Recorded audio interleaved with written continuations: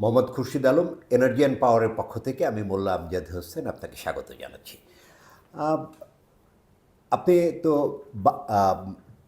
বস্ত্র খাতের সাথে জড়িত আছেন। বস্ত্র খাতের যে অ্যাসোসিয়েশন বা বাংলাদেশ টেক্সটাইল মিলস অ্যাসোসিয়েশন, সেখানকার পরিচালক এবং president Bangladesh China chamber of commerce and industry. তো আপনার কাছে আমার জানার বিষয় যে বস্ত্র এবং তৈরি পোশাক খাতে বর্তমানে বর্তমানে বড় ধরনের চাপে আছে। আমরা জেনেছি যে এই খাত তার সক্ষমতার পুরোটা কাজে লাগাতে পারছে না, ফলে শিল্পগুলো প্রতিযোগিতার সক্ষমতা হারাচ্ছে, রুগ্ন হয়ে বন্ধ হয়ে যাচ্ছে। কেন এমন পরিস্থিতি তৈরি হলো? ধন্যবাদ আপনাকে। আপনি সুন্দর একটা প্রশ্ন করেছেন। দেখেন, আমাদের এখানে বাংলাদেশটা আপনি জানেন যে আমাদের টেক্সটাইল এবং পোশাক খাতটা, গার্মেন্টস ইন্ডাস্ট্রি কিন্তু ডেভেলপমেন্ট হয় 1981 সনে। আমাদের রাষ্ট্রপতি জিয়াউর রহমান সাহেবই কিন্তু এই টেক্সটাইলের উপরে এবং গার্মেন্টসের উপরে সহযোগিতা করে এই শিল্পকে আগায় নিয়ে আসছেন।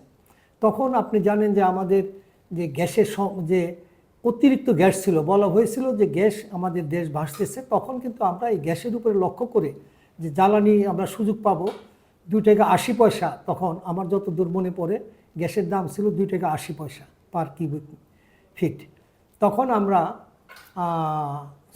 ফিট না মিটার বোধ হয়, যাই হোক, হ্যাঁ মিটার কিউব। তখন আমরা কিন্তু ইন্ডাস্ট্রিগুলো করে এই পর্যন্ত নিয়ে আসছি।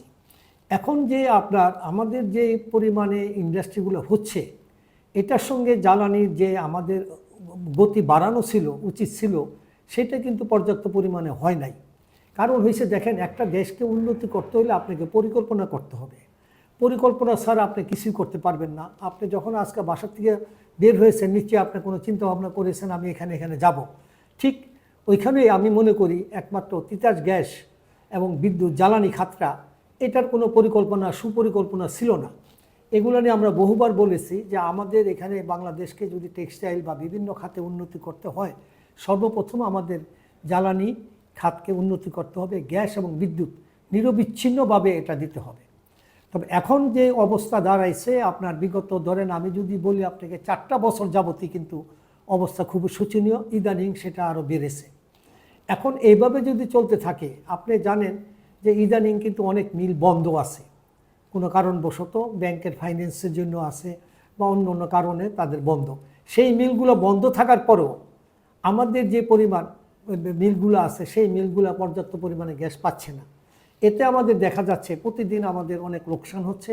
এবং ছোট ছোট মিলগুলা যেগুলা বিদ্যুতের উপরে নির্ভরশীল, আপনি যদি যান মাধবদী, নরসিংদী, সিরাজগঞ্জ, পাবনা, বেলকুচি, এসব এলাকায় কিন্তু আপনি জানেন যে কাপড়ের যে লুমগুলা, একজনে 50টা 100-200 লুম নিয়ে, 30টা লুম নিয়ে তারা এইভাবে কাপড় উৎপন্ন করতেছে। কিন্তু তাদের কাছে গিয়ে যদি দেখেন, তাদের প্রতিদিন অ্যাভারেজে 8 ঘন্টা তাদের বন্ধ থাকে। গ্যাস বা বিদ্যুতের যে কোনো একটা কারণে তাদের কিন্তু প্রোডাকশন হতে পারতেছে না। এতে করে যে আপনার প্রতিদিন যে লোকসানটা দিতে হচ্ছে, এই উৎপাদন ব্যাহত হওয়ার ফলে এইভাবে কিন্তু এই জ্বালানি জন্য এই খাতগুলো টিকতে পারবে না। তবে এখন আমরা চিন্তা করতেছি কিভাবে আমাদের এই দেশের শিল্পকে বাঁচানো যায়। এই শিল্প বাঁচানোর জন্য আমরা 4-5টা আমাদের পরিকল্পনা বা আমাদের বক্তব্য আছে। ওই জায়গাটাতে আসবো। আপনি যেটা বললেন যে আমাদের এই যে ছোট ছোট শিল্প, যেটা আপনার সিরাজগঞ্জের কথা বললেন, নরসিংদীর কথা বললেন, এগুলো খুব শ্রমঘন শিল্প এবং এদের অধিকাংশই বিদ্যুৎ নির্ভর। তাহলে মানে তাদের সমস্যাটা যে এগুলো তো আরইবি অঞ্চলে, তাহলে আরইবি আসলে ড্রাস্টিক্যালি ফেল করছে কোয়ালিটি এবং আনইন্টারাপ্টেড পাওয়ার দিতে। এটাই তো বিষয় না? জি, সেটা কত আপনি যদি জানেন যে দৈনিক মিনিমাম 8 ঘন্টা। তো এখন দিনের বেলায় যদি আপনি বিদ্যুৎ না থাকে, এখানে যে আপনি জানেন যে এইসব মিলগুলা যেগুলো আমাদের কাপড় তৈরি করে, মানে উইভিং বলি আমরা যেসব, এইগুলো কিন্তু বেশিরভাগই আপনার পিস রেটে করে। যারা অপারেটর তারা চুক্তিভিত্তিক। এখন কিন্তু সে বসে থাকে, সারাদিন বসে থাকে, বিদ্যুৎ নাই, সে টাকা পাচ্ছে না, তার শ্রমিকের মজুরি পাচ্ছে না। তো এইভাবে এই আস্তে আস্তে শ্রমিকদের যে একটা আগ্রহ, এই মেশিন চালানোর জন্য যে আগ্রহ, এই মিলে আসার আগ্রহটা কিন্তু কমে গেছে। কারণ ও আইসে বসে থাকে, বিদ্যুৎ নেই। তো এভাবে এই শিল্পটা কিন্তু ধ্বংসের দিকে যাচ্ছে। আপনি জানেন যে আমাদের নরসিংদীকে একসময় এটাকে ম্যানচেস্টার বলা হতো বাংলাদেশের। এটা কিন্তু টেক্সটাইলের জন্য খুব একটা ভালো জায়গা ছিল। এই জিনিসটা আস্তে আস্তে বিলুপ্তির দিকে যাচ্ছে। একমাত্র এখানে এটা হলো বিদ্যুতের জন্য ম্যাক্সিমাম এইগুলো বিদ্যুৎ না মানে আরও হতাশার বিষয় যে বর্তমানে চাহিদার তুলনায় গ্যাসের ঘাটতি 1500 থেকে 1600 মিলিয়ন ঘনফুট প্রতিদিন। এই খাতের বিশেষজ্ঞ এবং পেট্রোবাংলা এবং কোম্পানিগুলোর কর্মকর্তাদের সাথে কথা বলে যেটা আভাস পাওয়া যাচ্ছে 30 সালের মধ্যে এই সংকট আরও বাড়বে। তার কারণ নিজস্ব যে খনন পরিকল্পনা আছে তার থেকে যথেষ্ট গ্যাস পাওয়া যাচ্ছে না। আবার এলএনজি আমদানি করে যে এই ঘাটতি মেটাবে সেটার জন্য এখন পর্যন্ত দৃশ্যমান কোনো কাজ শুরু হয়নি। এই অবস্থায় উদ্যোক্তা হিসাবে কি বিকল্প ভাবছেন?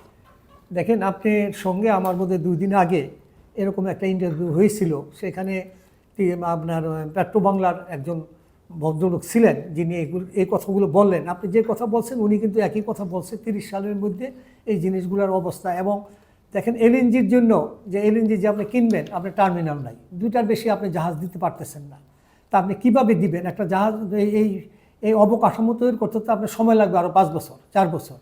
তো এখন আমরা খুবই আতঙ্কিত। বিশেষ করে আপনার ওই দিনের অনুষ্ঠানের পরে ওই ভদ্রলোক এবং আপনাদের কথা শোনার পরে আমরা আরও বেশি চিন্তিত হয়ে গেছি। কেননা আপনাদের কাছ থেকে তথ্য পেলাম যে 30 সনে গিয়ে আমাদের অবস্থা আরও শোচনীয় হবে। এটা কিন্তু আজকে তিতাস গ্যাস কর্তৃপক্ষ বলেন বা আপনার পেট্রোবাংলা কিন্তু আমাদের বলে নাই।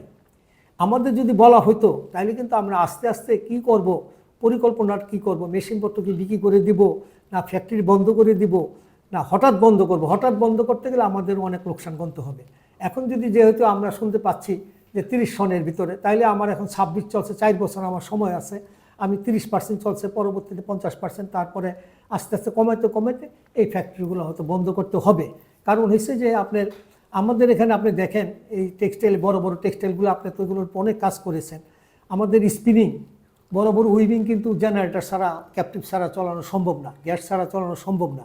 তা এখন এই যে আমরা এই গ্যাস পাওয়ার জন্য আধুনিক যে মেশিনগুলো নিয়ে আসছি, হাই এফিসিয়েন্সি, যেগুলোতে গ্যাস কম লাগবে, জেনারেটরগুলো কিনে ইনভেস্ট করেছি একটা 7 কোটি টাকা 6 কোটি টাকা করে। একটা মিলে 10টা 12টা 15টা পর্যন্ত জেনারেটর আছে। আপনি 100 কোটি টাকার জেনারেটর এখানে ইনভেস্ট করা হয়েছে আধুনিক, পুরানোগুলি বাদ দিয়ে। তো এখন কি করব? এখন তো যদি গ্যাস আপনি না দেন, এই জেনারেটরগুলো আমরা কি করব? এটাও তো আমাদের একটা চিন্তার বিষয়। কারণ আমি এটা কাজে লাগাতে পারবো না, এটা তো দিন দিন পরে থাকলে নষ্ট হয়ে যাবে। তাহলে আমাদের কেন আগে বলা হইল না? এই বক্তব্যটা যদি আমাদের তিতাস গ্যাস থেকে আগে দিয়ে দিত, প্ল্যানিং করতো যে 5 বছরে আপনারা কিন্তু গ্যাস পাবেন না। মানে তাহলে কি গ্যাস সরবরাহ এবং দামের একটা লং টার্ম ফোরকাস্ট আপনাদের দেয়া দরকার ছিল। এটা পেট্রোবাংলা বা তিতাসের পক্ষ থেকে বা জ্বালানি বিভাগের পক্ষ থেকে আপনাদের জানানো হয়নি? না, এটা তো করেই নাই। জি। তাহলে আপনি কি মনে করেন যে এটা ইমিডিয়েট জানানো উচিত? না, অবশ্যই। দেখেন, আমি তো আপনাকে ওই দিনও বললাম যে বিদেশে আপনার যদি কোনো ইন্ডাস্ট্রিকে সেভ করতে হয়, সেফগার্ড করার জন্য তারা প্রতিটাই তাদের কাছ থেকে ওইখান থেকে একটা তারা প্রতিবেদন দেয় যে আগামী 5 বছর গ্যাসের এই রেট থাকবে, এই 5 বছর পরে গ্যাসের রেট এটা হবে। সেটা কিন্তু অ্যালার্মটা আগে দিয়ে দেয়। আমাদের এখানে করে কি সকালে ঘুমের থেকে উঠে দেখি 16 টাকাটা 32 টাকা হয়ে গেছে। এটা কোনো রকমের এটা আইন হইতে পারে না, বা এগুলা কোনো কি বলবো আমি, যে একটা প্রতিষ্ঠানের এই ধরনের আচরণ হতে পারে না। এটা হলো নিয়ম, হলো যে আপনি আমাকে প্রতি বছর জানাবেন যে আগামী একটা প্ল্যানিং দিয়ে দিতে পারেন 5 বছরের, যে আগামী 27 সনে এত হবে, 30 সনে এত হবে, এইভাবে আপনারা আমাদের জানিয়ে রাখতে পারেন। কিন্তু হঠাৎ করে এইভাবে বাড়ানো, এতে ইন্ডাস্ট্রি কখনো সার্ভাইভ করতে পারে না। না, যেটা হচ্ছে যে ক্ষমতাসীন দল বিএনপি তার ইলেকশন ইস্তেহারে বলেছে যে 5 বছরে তারা 1 কোটি কর্মসংস্থান তৈরি করতে চায়। কর্মসংস্থান করতে গেলে তো শিল্পায়ন হতে হবে, না হলে শুধু সার্ভিস সেক্টর দিয়ে হবে না। কিন্তু যে অবস্থা এখন দাঁড়িয়েছে, নতুন বিনিয়োগ কি আসলে হচ্ছে? বা আপনারা যারা এক্সিস্টিং শিল্প চালাচ্ছেন আপনারা সম্প্রসারণ করছেন কিনা? তো এই অবস্থায় উদ্যোক্তা হিসাবে বিশেষ করে মানে আপনার কি মনে হয় যে এই লক্ষ্য অর্জন করার জন্য কি করা উচিত বলে আপনার মনে হয়? ধন্যবাদ। আপনি বলেছেন যে 1 কোটি লোকের এখানে আপনি কর্মসংস্থান করবেন। কর্মসংস্থান করবেন কোথায়? নিশ্চয়ই কোনো ফ্যাক্টরিতে। এখন যে কোনো ফ্যাক্টরি হোক, এই ফ্যাক্টরিটা যদি না চলে সেখানে আপনি কিভাবে করবেন? আপনি কমিটমেন্ট করেছেন যে আমরা এখানে 1 কোটি লোকের চাকরি দিব, ভালো কথা।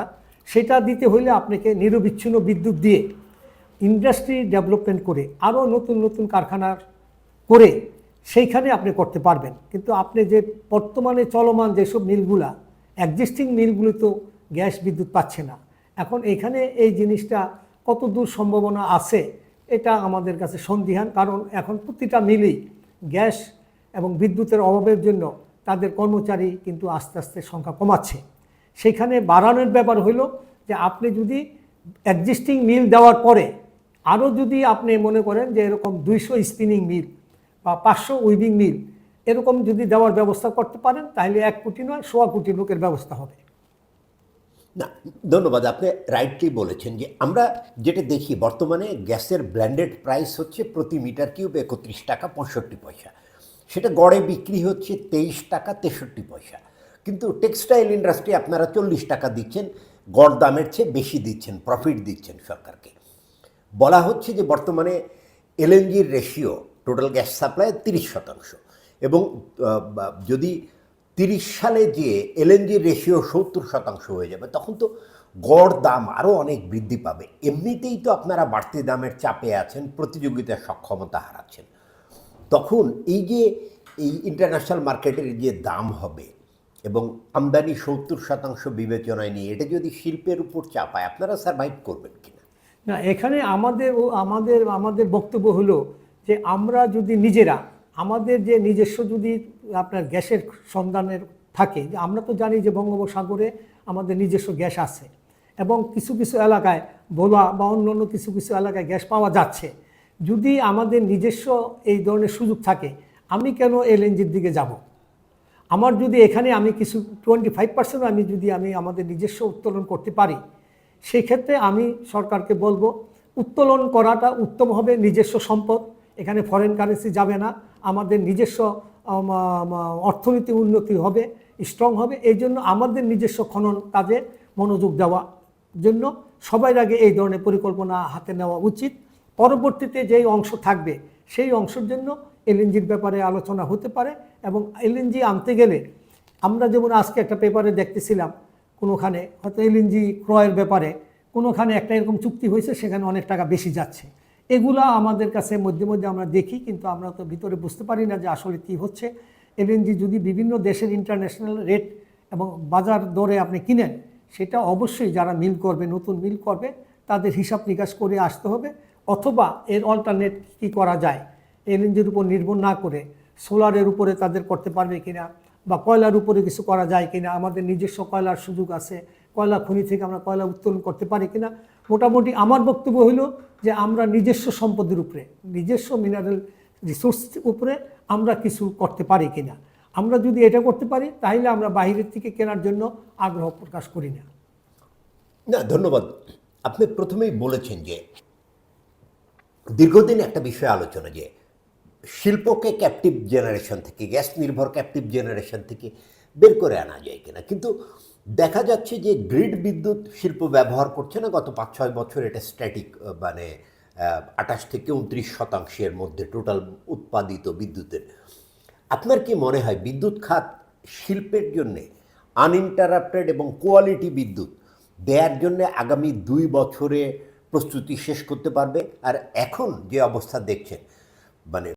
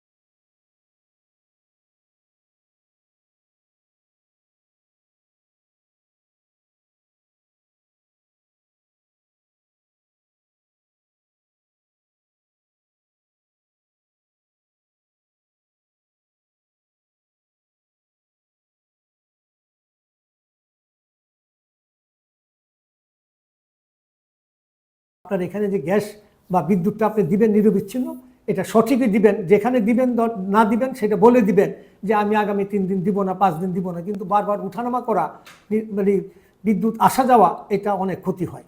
তবে সরকারের সঙ্গে আমরা যেটা সুযোগ মতো আমরা যেই সহযোগিতা আগে পাবো, আমাদের কিন্তু মিল বন্ধ রাখা যাবে না, মেশিনগুলো নষ্ট হয়ে যাবে। ধন্যবাদ। যেটা হচ্ছে দেখা যাচ্ছে গ্যাস সংকট তো বাড়ছে, বিশেষ করে বস্ত্র এবং তৈরি পোশাক খাত অন্যান্য সরবরাহকারীদের সাথে প্রতিযোগিতা করছে, আপনারা চাহিদা মতন গ্যাস পাচ্ছেন না। সংকট যদি এখনকার চেয়ে আরও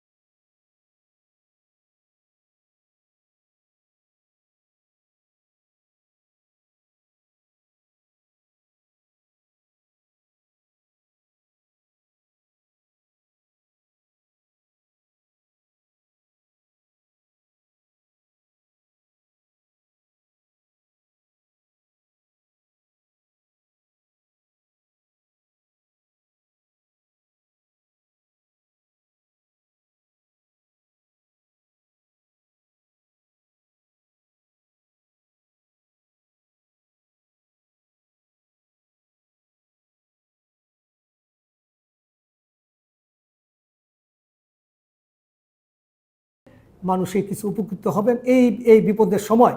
এই মোটরগুলো দিয়ে যদি রিপ্লেসমেন্ট করে, এবং এটা কিন্তু একবার জাপান এসেছিল আমাদেরকে এই মোটর দেওয়ার জন্য 4% ইন্টারেস্ট লোন দেওয়ার জন্য জাইকার মাধ্যমে, সেটা আমরা তখন নেই। এখন এটা আমরা চায়না থেকে নিয়ে আসছি অনেক সস্তা দামে, নতুন পদ্ধতি। এই জিনিসটার জন্য সরকার আমাদের যদি অর্থ মানে লোন দেন এই প্রজেক্টের জন্য, এবং স্বল্প লোনে, মানে ফাইন্যান্স এবং শুল্ক সুবিধাটার দরকার। ফাইন্যান্স এবং শুল্ক সুবিধা দরকার। যেটা ধরুন মানে নতুন শিল্প এবং চালু শিল্পকে উৎপাদনে রাখার জন্য সবচেয়ে বড় দরকার মানসম্মত জ্বালানি ও বিদ্যুৎ, যেটা আপনি আগেই বলছিলেন, যা এখন নেই। শিল্প এবং বাণিজ্যিক সংগঠনের পক্ষ থেকে আপনারা কি এই বর্তমান সরকারের তো 5 মাস পেরোলো মাত্র, বর্তমান সরকারের কাছে সংকট নিরসনের জন্য আপনাদের যে ফাইন্ডিংস বা আপনারা যেটা মনে করেন যে কৌশল নিলে সাফল্য আসবে, এটা তুলে ধরার কোনো উদ্যোগ সম্মিলিতভাবে নিয়েছেন কিনা বা নেবেন কিনা? না, আমরা কথাবার্তা চিন্তা ভাবনা করেছি, আমাদের সংকটগুলো আমরা দেখা করব। প্রাইম মিনিস্টারের কাছে আমরা সময় চেয়েছি, উনি সময় দিলে আমরা গিয়ে আমাদের বক্তব্য আমরা পেশ করব। আমাদের বর্তমান যে সমস্যাগুলো আছে, গ্যাস বিদ্যুৎ আছে, তাছাড়া সরকারের কিছু পদক্ষেপ নেওয়া হয়েছে। আপনি জানেন এখানে আরও কয়েকটা বিষয় আছে, যদিও এটা সঙ্গে রিলেটেড হবে, যে আপনি বিদেশিদেরকে ইন্ডাস্ট্রি করার জন্য আপনি এখানে আহ্বান জানাচ্ছেন, কিন্তু এখানে প্ল্যানিংটা এরকমভাবে করতে হবে যারা বিদেশিরা এখানে ইনভেস্ট করে মিল ফ্যাক্টরি করবে, তারা যেন এসে এখানে কোনো অবস্থায় বিদ্যুৎ এবং গ্যাসের জন্য তাদের বসে থাকতে না হয়। কারণ আমরা এখানে দেখেছি, আমরা কয়েকটা গ্রুপের সঙ্গে কথা বলেছি, তার ভিতরে আমরা একজনের মুখে শুনেছি, উনি কুমিল্লার আপনার ইপিজেডে একটা প্লট নিয়েছিলেন 6 বছর আগে, এখন পর্যন্ত তাকে কোনো গ্যাস দেওয়া হয় নাই। তাতে কিন্তু তাদের মন খুব খারাপ। অতএব আপনারা যে কমিটমেন্ট করবেন যে এই এলাকায় আমরা আপনাদেরকে ইন্ডাস্ট্রিয়াল জোন দিব বা শিল্প অঞ্চল দেওয়া হবে, সেইখানে দেওয়ার সময় যেন এই জিনিসটা চিন্তা রাখা হয়, পরিকল্পনায় রাখা হয় যে আমরা কতদিনে তাদের গ্যাস বা বিদ্যুৎ দিতে পারবো। যদি এতে আমাদের এই সময়টাতে যদি আমরা তাদের গ্যাস বিদ্যুৎ দিতে না পারি, তাইলে কিন্তু বাংলাদেশে যত বিনিয়োগে আপনি আসুন, সব বিনিয়োগ কিন্তু মুখ থুবড়ে পড়বে এবং দেশের সুনাম নষ্ট হবে। না, আপনারা এই সুপারিশগুলো যে এখন যে সমস্যা আছে, নিরবিচ্ছিন্ন বিদ্যুৎ এবং গ্যাস পাওয়ার, এটার জন্য আমরা প্রাইম মিনিস্টার সুপারিশগুলো তুলে ধরবেন কিনা? জি, আমরা প্রাইম মিনিস্টারের কাছে একটা চিঠি দিয়েছি ওনার সঙ্গে সাক্ষাৎ করার জন্য। সেইখানে আমাদের চিঠির ভিতরে আমাদের লিখিতভাবে এই জিনিসগুলা সুপারিশ আকারে যাবে।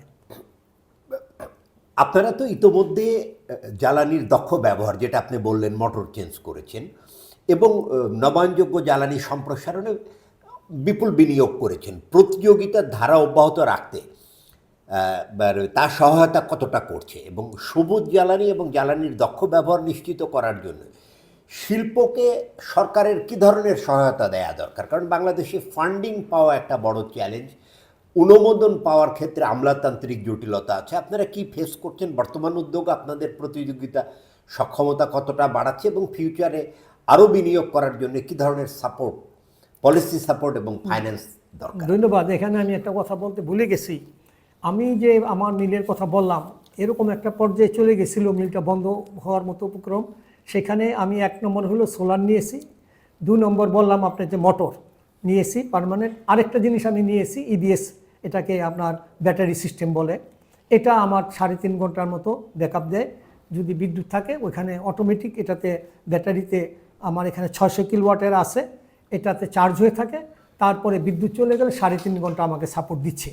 কিন্তু দেখেন, আমরা একটা বিদ্যুতের জন্য আপনি এখানে যদি বলেন আমি কত বহুমুখী এখানে পরিকল্পনা করব, আপনি আমাকে বলতেছেন আরও পরিকল্পনা করার জন্য। আমি করেছি একটা ব্যাটারি, 2 নম্বর সোলার, 3 নম্বর জেনারেটর, 4 নম্বরে বিদ্যুৎ লাইন, 5 নম্বরে আমি এই যে আপনার এই নিয়ে আসলাম, ব্যাটারিটা নিয়ে আসলাম। তো এখন এত কিছু দিয়ে এত টাকা ইনভেস্ট করে আমি কিভাবে এই মিলটাকে আমি বাঁচায় রাখবো? এখন তো আমার টাকা যে মূলধন, সেই মূলধনের যে আমাদের নিয়ম হলো কি জানেন, একটা ইন্ডাস্ট্রি করলে তার পিছনে 13% আপনার বিদ্যুতের পিছনে খরচ হবে। কিন্তু আমাদের এখন সেখানে 13 জায়গায় 32%, 30% ইনভেস্টমেন্ট হয়ে গেছে। যে বিষয়টা যেটা হচ্ছে যে জ্বালানির দক্ষ ব্যবহার এবং সবুজ জ্বালানি সম্প্রসারণে আপনারা তো ইতিমধ্যে ব্যাপক ভিত্তিক বিনিয়োগ করেছেন। তো এই বিনিয়োগ আপনাদের প্রতিযোগিতার সক্ষমতা কতটা বাড়াতে সক্ষম হয়েছে, বা আপনাদের ব্যয় কমাতে কতটা সক্ষম হয়েছে? আর ফিউচারে বিনিয়োগের জন্য সরকারের কাছ থেকে আপনারা লো কস্ট ফান্ডিং, ট্যারিফ, নন ট্যারিফ সুবিধা, কী ধরনের পলিসি সাপোর্ট আপনারা চাইছেন? ধন্যবাদ। দেখেন, আপনি আমাদের যে পণ্যটা আমরা এখানে তৈরি করি, এটা কিন্তু সারা বিশ্বের সঙ্গে আমাদের কম্পিটিশন করতে হয়, পার্শ্ববর্তী দেশ চীনের সঙ্গে। এই পণ্য যদি আমি অন্য দেশে, কিন্তু তাদের কিন্তু চীনে বলেন, চীনে কিন্তু কোনো বিদ্যুৎ বা গ্যাসের কোনো অভাব নাই। এখন আমাদের দেশে যেই বিদ্যুৎ গ্যাসের জন্য অভাবের জন্য যে আমাদের 30% আপনার উৎপাদন ব্যাহত হচ্ছে, এইটা মেকআপ করতে কিন্তু আমাদের একদম জান বের হয়ে যাচ্ছে। কারণ হচ্ছে এটা আমি কীভাবে, আমরা লাভ করি 5%, সেখানে 30% আমার ঘাটতি, এটা তো আমি মেকআপ করতে পারবো না। এটার জন্য আমরা সরকারের কাছে, তো আমাদের দাবি ছিল সরকারের কাছে যে আপনারা আপাতত আমাদের কাছ থেকে যে লোকাল মিলগুলোতে ব্যাট নিচ্ছেন, দেখেন সরকার আমাদের কাছে গ্যাস দিচ্ছে, গ্যাসের উপরে 15% ব্যাট, বিদ্যুতের উপরেও ব্যাট আছে। তো আমরা এখন সরকারের কাছে, বর্তমান সরকারের কাছে আমরা বলবো, দেশীয় এই শিল্পকে সুরক্ষা করার জন্য আপনি আপাতত 3 বছরের জন্য হইল আমাদের এই গ্যাস বিদ্যুতের জন্য একটা নীতিমালা তৈরি করে দেন, যে আগামী 5 বছরের জন্য আপনি কি পরিমাণ গ্যাস বিদ্যুৎ দিবেন এবং কি পরিমাণ আপনি আমার এই মূল্য রাখবেন। এটা আপাতত এই দুর্যোগের সময় আপনি গ্যাস এবং বিদ্যুতের উপরে আমাদের লোকাল মিলগুলো যারা কাপড় উৎপন্ন করে বিদেশি মুদ্রাকে এখানে সঞ্চয় করতেছেন আর কি। সঞ্চয় বলতে ওই টাকাটা কিন্তু আমাদের বিদেশ থেকে পণ্য আনতে হয় না, যে কাপড়গুলো আমরা বানাচ্ছি প্রায় $8 বিলিয়ন। অতএব আমাদের টেক্সটাইল খাতের জন্য আপনারা দয়া করে আমাদের সব ধরনের ব্যাটগুলো মওকুফ করে দেন, যাতে আমরা একটু সুযোগ পাই, এবং আমাদের এই খাতকে যেই পর্যন্ত আপনি নিরবিচ্ছিন্ন বিদ্যুৎ আমাদের চাহিদা মতো দিতে না পারবেন, এই সময় পর্যন্ত আগামী 3-5 বছরে একটা পরিকল্পনা করে দেন। এই খাতে যারা বিনিয়োগ করবে, যেই কোনো রকমের আপনি ধরেন সোলার হইতে পারে, ব্যাটারি সিস্টেম হইতে পারে, বা আপনার যে মোটর হইতে পারে, বা আনুষঙ্গিক যেই সব জিনিসপত্র বিদ্যুতের জন্য দরকার হবে, এই পণ্যের উপরে ডিউটি ফ্রি 100%, এটার উপরে মানে নীল ডিউটি ফ্রি করে দেন। প্লাস এটার উপরে 4%, এই পণ্যের উপরে 4% আপনি ইন্টারেস্ট ধরেন, যাতে করে এই মিলগুলো বাঁচতে পারে এবং ব্যাংকের যে লোনের টাকা আছে বা ইনভেস্টমেন্ট যে করে সেই টাকাগুলো তারা ফেরত নিয়ে ব্যাংকের টাকা পরিশোধ করতে পারে। অন্যথায় এই ইন্ডাস্ট্রিগুলো বন্ধ হয়ে গেলে ব্যাংকের অজস্র টাকা, অনেক টাকা, ব্যাংকের টাকা কিন্তু এখান থেকে উঠে আসবে না। এই জ্বালানির জন্য কিন্তু এখন বহু মিল কিন্তু ব্যাংক্রাপসি অবস্থায় চলে গেছে। সুতরাং এই জ্বালানিকে প্রাধান্য দিয়ে এটার উপরে আমাদের মানে এক কথায় যে এটার উপরে আমাদের যুদ্ধ করে হইল আমাদের এই জ্বালানি খাতকে উন্নতির জন্য, মিলগুলোকে চলার জন্য সুযোগ সুবিধা করে দিতে হবে। আমি একদম শেষ প্রশ্নে চলে আসছি, যেটা হচ্ছে পেট্রোবাংলা চলতি বছরে এই যে বিক্রি দাম এবং তার কস্ট প্রাইসের ব্যবধানের কারণে 16,500 কোটি টাকা লোকসান করেছে। এই ঘাটতি থেকে বেরিয়ে আসার জন্য তারা ইতোমধ্যে আবার বিদ্যুৎ খাতে এবং সিএনজিতে গ্যাসের দাম বাড়ানোর উদ্যোগ নিয়েছে। এই বিষয়টাকে আপনি কিভাবে দেখবেন? ধন্যবাদ। সিএনজির একটা ব্যবহারকারী এখন শিল্প। ধন্যবাদ। আপনি তো এই বিষয়ে অনেক অভিজ্ঞতা সম্পন্ন লোক। আপনার কাছে আমি যদি একটা প্রশ্ন রাখি যে সত্যিকার অর্থে এই খাতে, বিদ্যুৎ এবং জ্বালানি খাতের অপচয়টা কত, এই একটা প্রশ্ন আমার জানার খুব ইচ্ছা। কারণ হয়েছে যে আমি যখন কথা বলি তখন গ্যাস থেকে বলা হয়, তিতাস গ্যাস বলে যে আমাদের এই অপচয় মাত্র 5%, 5%। তো আমি এটা বিশ্বাস করতে পারি না, কারণ আমি যেসব জিনিস দেখি জায়গায় জায়গায় যেসব ধরনের এই যে অবৈধ লাইন ধরা হচ্ছে, তাহলে যদি 5% হয় তাহলে আপনার অবৈধ লাইনগুলার কোথায় থেকে গেল, অঙ্কটা আমার মিলে না। তো এই জন্য আমাদের সবচেয়ে আগে এই যে অপচয়, আপনি জানেন যে বর্তমানে যে ব্যাটারি চালিত রিক্সা, আপনি আমাদের হিসাবে আমরা দেখি 17 লক্ষ রিক্সা মনে করেন এখানে আছে। এগুলো যদি দৈনিক আমরা হিসাব করছি 70 টাকার যদি বিদ্যুৎ নেয়, তো 17 লক্ষ রিক্সার যদি আপনি 70 টাকা করে বিদ্যুৎ ধরেন খরচ চুরি হয়, বা তাহলে কত টাকা যাচ্ছে, এগুলা কেন, এই টাকাগুলা কেন অপচয় হচ্ছে, এগুলোর জন্য কেন সরকার পদক্ষেপ নিচ্ছেন না? এগুলো যদি পদক্ষেপ নেন তাইলে আপনি কেন দাম বাড়াবেন? আপনি যে বলছেন ঘাটতি যাচ্ছে, আসলে কি ঘাটতি যাচ্ছে? এই ঘাটতিটা কি সত্যিকারের অর্থে যে কোনো চুরি হয় নাই বা অপচয় হয় নাই এইভাবে হচ্ছে, নাকি চুরি হওয়ার অঙ্ক সহ আপনি ধরতেছেন? যদি চুরি হওয়া বিদ্যুৎ বা গ্যাস থেকে এই কস্টিং আপনি ধরেন যে আমার লোকসান হচ্ছে, সেটার জন্য কি আমরা সাধারণ গ্রাহকরা কি দায়ী হব? আমি মনে করি এটার জন্য আইন শৃঙ্খলা রক্ষাকারী বাহিনীকে নিয়োগ দিয়ে, আমি অনেকবার বলেছি এই গ্যাস এবং বিদ্যুৎ খাতের জন্য আপাতত 2 বছরের জন্য সেনাবাহিনীকে নিয়োগ দেন। নিয়োগ দিয়ে সত্যিকার অর্থে অপচয় বা চুরি কোথায় হচ্ছে এটা বন্ধ করতে পারলে আমি মনে করি আপনি যে অঙ্কটা বলেছেন তার হয়তো 50% এখানে আপনি সেভ করতে পারবেন। আর কোনো কারিগরি বিষয় আছে কিনা সেটার ব্যাপারে আমি অভিজ্ঞতা সম্পন্ন না, আপনার অভিজ্ঞতা সম্পন্ন, আপনারা দেখতে পারেন কোনো কারিগরি ভুলের জন্য এই ধরনের কোনো লোকসান হচ্ছে কিনা। কেন সারা বিশ্বে তো গ্যাস যারা ব্যবসা করতেছে বা বিভিন্ন দেশে যারা আমাদের সঙ্গে কম্পিটিশন করে, তাদের কাছে তো আমি দেখেছি, আমি উজবেকিস্তানেও দেখেছি, যখন আমাদের এখানে রেট ছিল 14 টাকা 13 টাকা, তখন উজবেকিস্তানের রেট ছিল 7 টাকা। তাইলে এই 13 টাকার থেকে 7 টাকা 6 টাকা কমে তারা কিভাবে দিচ্ছিল? তো আমাদের কি কস্টিং বেশি? আমাদের যে গ্যাস আমরা উঠাচ্ছি সেখানে কি আমাদের এফিসিয়েন্সি কম বা আমাদের কি কস্ট বেশি? এটাও দেখার বিষয় আছে। যদি আমি এখানে কস্টিং কমাইতে পারি বা এটার কোনো নতুন টেকনোলজি আছে কিনা, যেই টেকনোলজিতে আমার এই কস্টিংটা কমে, এই ধরনের পরিকল্পনা আপনাদের করতে হবে। আমি আশা করি সরকার এইসব বিষয়ে বিবেচনা করে আধুনিক পদ্ধতিতে যে গ্যাসের উত্তোলনের জন্য এবং বিদ্যুৎ সরবরাহের জন্য আধুনিক পদ্ধতি ব্যবহার করে যাতে মিলগুলা সস্তায় এবং কম্পিটিটিভ মার্কেটে পায়, এই জিনিসগুলো যেন সরকার তারা এই চিন্তা ভাবনা করে পরিকল্পনা করে।